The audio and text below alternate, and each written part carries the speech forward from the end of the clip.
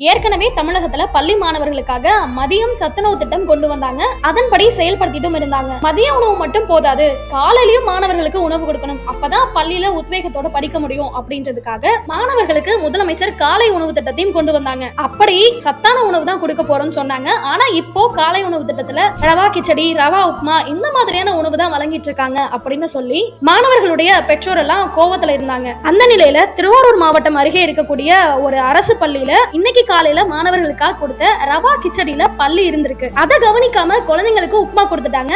அதை சாப்பிட்ட சில மாணவர்கள் மயங்கி விழுந்திருக்காங்க.